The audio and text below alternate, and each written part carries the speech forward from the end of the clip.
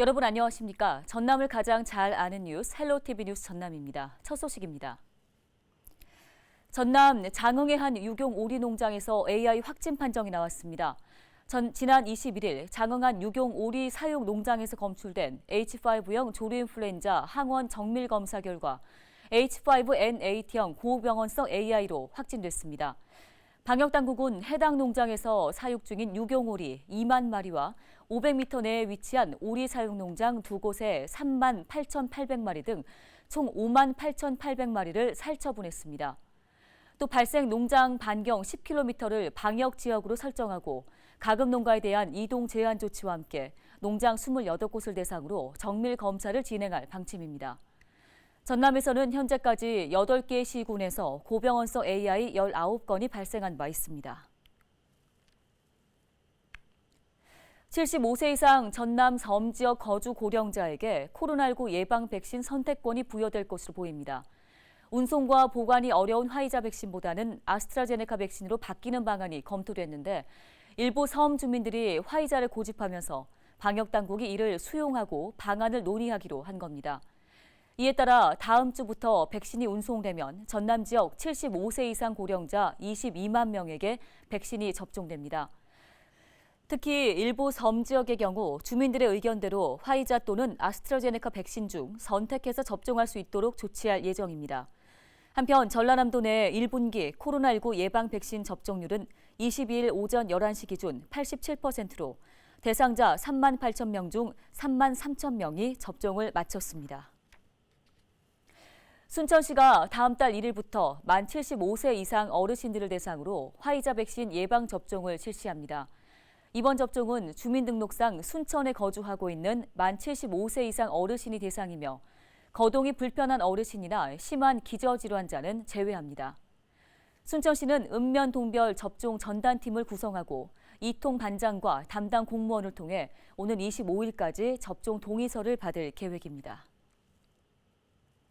여수시가 본청사 별관 증축 해법을 찾기 위해서 의회와 협의를 거쳐 여론조사를 진행하기로 했습니다.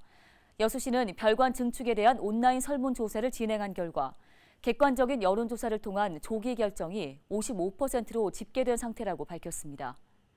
객관적이고 공정한 여론조사 방법을 의회와 협의해서 공동 여론조사를 진행할 계획인데요. 한편 여수시의회는 지난해 12월 별관 증축을 위한 설계 예산 15억 원을 전액 삭감한 바 있습니다. 광양시가 국토교통부가 시행하는 2021년 스마트타운 챌린지 사업 공모에 최종 선정됐습니다. 스마트타운 챌린지는 중소도시 안에 특화 스마트타운을 만들고 인공지능 등을 활용한 각종 시스템을 실증해보는 사업입니다. 이번 사업 선정으로 광양시는 사업비 40억 원을 들여 재활용 쓰레기를 지원하는 시스템, 대기 오염을 모니터링하는 시스템 등을 구축하고 운영해 나간다는 계획입니다.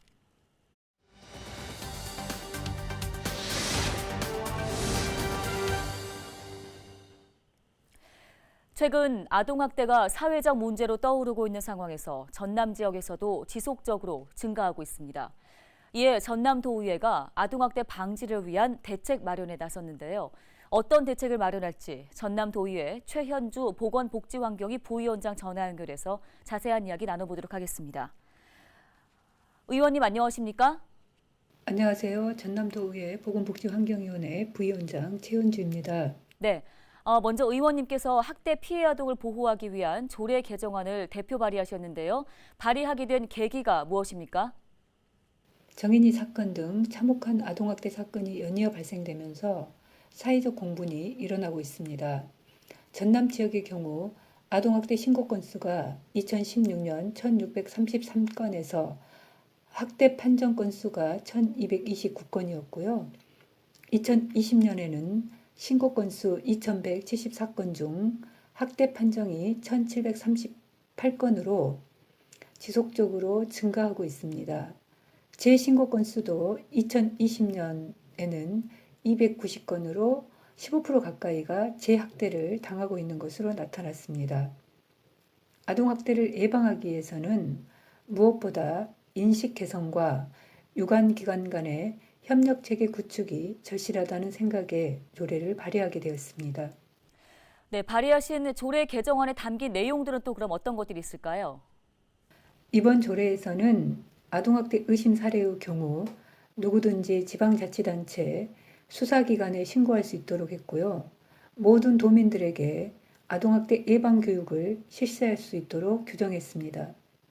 또한 아동학대 문제가 발생되었을 때 기관 간에 서로 책임을 떠넘기는 상황을 자주 목격하게 되는데요. 이번 조례에서는 어린이집, 도교육청, 아동보호관계기관, 도경찰청, 의료기관, 법률기관 등 관계기관의 일상적인 협력 체계를 구축할 수 있도록 규정했습니다. 네, 끝으로 추가적으로 아동학대를 사전에 예방하고 피해 아동을 보호하기 위해서 어떤 노력들이 필요하다고 보십니까? 아동학대의 문제가 사회적 문제로 대두되면서 정부에서 전담 공무원 배치, 즉각분리제도 시행 등 대책이 나오고 있기는 합니다. 하지만 일단 조사 업무를 맡는 전담 공무원의 전문성 문제가 현장에서 대두되고 있습니다. 그리고 전남의 경우 재학대 의심 사례가 290건이기 때문에 3월 30일부터 즉각분리제도가 시행될 경우 쉼터 등 보호시설이 충분히 갖추어져야 합니다. 하지만 현재 전남 도내 학대 피해 아동 쉼터는 9개소입니다. 결국 분리된 피해 아동이 갈 수 있는 곳이 턱없이 부족한 것이 현실입니다. 정부에서 법 제정과 제도 시행 이전에 현장의 의견을 충분히 수렴하지 않았다는 말씀을 먼저 드리고 싶고요. 지금은 무엇보다 제도에 걸맞는 전문 인력 확충과 예산 확대를 통한 충분한 인프라를 구축하는 것이 절실히 필요하다고 생각합니다. 네, 의원님께서 대표 발의하신 조례 개정안으로 전남 지역 아동학대 방지에 큰 도움이 될 수 있기를 바라겠습니다. 말씀 잘 들었습니다.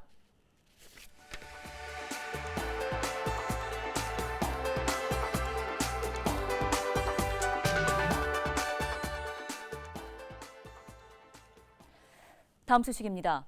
23일 새벽 3시 55분쯤 전남 진도군 고군면에 있는 한 주택에서 화재가 발생해 80대 노부부가 부상을 입었습니다.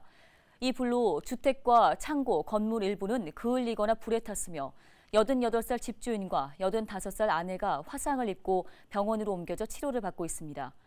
경찰과 소방당국은 불이 창고에서 시작된 것으로 보고 정확한 화재 원인을 조사 중입니다. 23일부터 차례대로 전국 연합학력평가가 진행됩니다. 전라남도 교육청은 23일 고등학교 1학년을 대상으로 99개 학교 11,846명이 시험을 치른다고 밝혔습니다. 또 24일에는 2학년 12,587명, 25일에는 고등학교 3학년 12,852명이 하루씩 시험을 치를 예정입니다. 이번 평가는 2022학년도 수능체제에 맞춰 4교시 한국사 답안지가 분리되며 고등학교 3학년의 경우 국어와 수학 영역을 공통과목과 선택과목으로 구조로 응시하게 됩니다. 목포시가 민선 7기 김종식 목포시장의 교통 분야 공약을 모두 이행했다고 밝혔습니다. 목포시는 북한 공영주차장 일대 40제곱미터 규모의 택시 쉼터 조성을 끝으로 교통 분야 공약을 모두 지켰다고 설명했습니다. 앞서 김 시장은 공공형 100원 택시 운영과 택시 쉼터 조성, 브랜드 콜택시 통합 지원, 교통약자 전용 택시 운영 등 크게 4가지를 민선 7기 교통 분야 공약으로 내건 바 있습니다. 전남경찰이 안전속도 5030 정책을 시행합니다. 전남경찰은 다음 달 17일부터 넓은 도로는 시속 50km, 좁은 도로는 시속 30km로 차량의 속도를 제한하기로 했습니다. 한국교통안전공단의 연구 결과를 보면 차량 속도가 시속 10km 감소했을 경우 사망사고는 20% 감소한 것으로 나타났습니다. 전남경찰은 선진국의 도심 제한 속도가 시속 50km로 설정된 반면 우리나라는 60km로 규정돼 사고 위험이 높다고 설명했습니다. 완도군이 무인 비행장치 운영과 관리 규정을 제정했습니다. 완도군은 항공안전법과 국가공간정보기본법을 근거로 드론 운영과 관리, 촬영과 공간정보의 관리 등 안전하고 효율적인 드론 활용을 위한 운영 지침을 담고 있습니다. 완도군은 행정 업무에 규정을 접목하고 재난이나 재해 상황이 발생할 경우 대응 체계를 구축한다는 계획입니다. 강진군이 고품질 브랜드 쌀 재배 기술 교육을 진행했습니다. 이번 교육은 새청무 벼 품종의 종자 확보와 친환경 농법, 과학적 시비 관리와 병해충 방제 등 재배 관리 교육이 진행됐는데요. 강진군은 지난 2018년 품종으로 등록된 새청무를 2019년부터 공공비축 미국 품종으로 선정했으며 최근까지 3,000헥타르의 면적에서 계약 재배를 진행하고 있습니다. 다음 소식입니다. 서해지방해양경찰이 낚시 여선 사고 예방을 위한 단속에 나섭니다. 서해해경은 4월 1일부터 한 달 동안 영업구역 위반과 정원 초과, 음주 운항과 승객 신분 미확인 등의 행위를 단속할 계획입니다. 또 야간 운항 낚시 여선에 대한 구명조끼의 구명 등 부착을 확인하며 개정된 낚시관리 및 육성법의 신규 제도 도입 여부도 확인할 예정입니다. 서해해경은 지난해 낚시 여선 이용객이 135만 명으로 집계되는 등 해마다 늘어나고 있다고 설명했습니다. 강진군에서 오는 10월 대한민국 한옥 건축 박람회가 열리게 되는데요. 전라남도는 지난 15일 올해 한옥 건축 박람회 개최지로 강진군을 최종 확정했습니다. 강진군은 사이제 한옥마을의 인기가 높아지는 등 비대면 관광지로 자리 잡고 있어서 높은 점수를 받은 것으로 분석됐습니다. 전라남도가 주최하는 한옥 건축 박람회는 전통 한옥을 발전시켜 브랜드 가치와 경쟁력을 높이고 지속 가능한 한옥 문화 정착을 위해서 마련됐습니다. 영암군이 가축 분뇨 퇴비 부숙도 의무 검사가 본격적으로 시행된다고 밝혔습니다. 퇴비 부숙도 검사 의무화는 배출 시설 규모에 따라 축산농가의 경우 6개월마다 1회, 허가 규모 미만인 축산농가의 경우는 12개월마다 1회 부숙도 검사를 받아야 하는데요. 농경지에 살포되는 퇴비의 부숙도 기준을 위반할 경우 최대 200만 원의 과태료가 부과됩니다. 부숙도 검사는 영암군 농업기술센터에서 무료로 받으실 수 있습니다.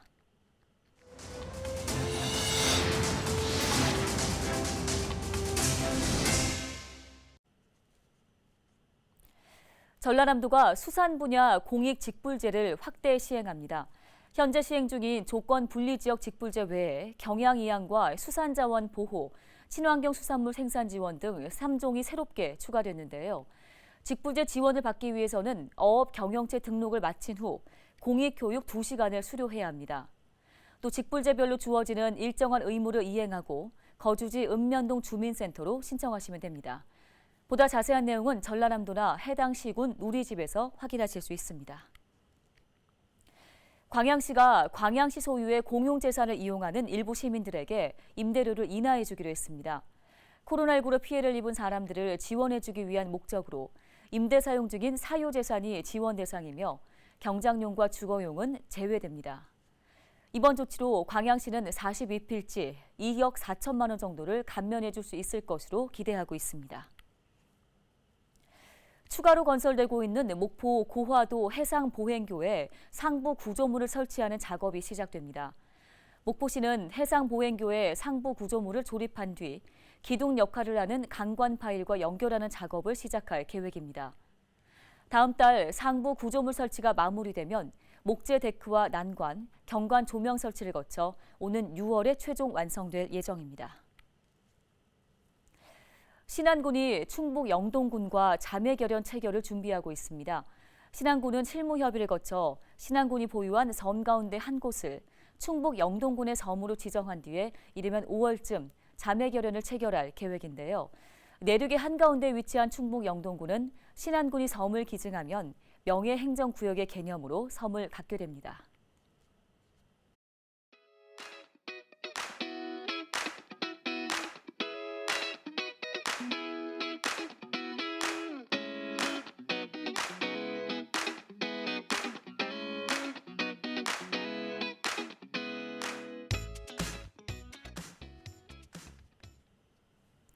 이상으로 헬로티비 뉴스를 마칩니다. 시청해주신 여러분 고맙습니다.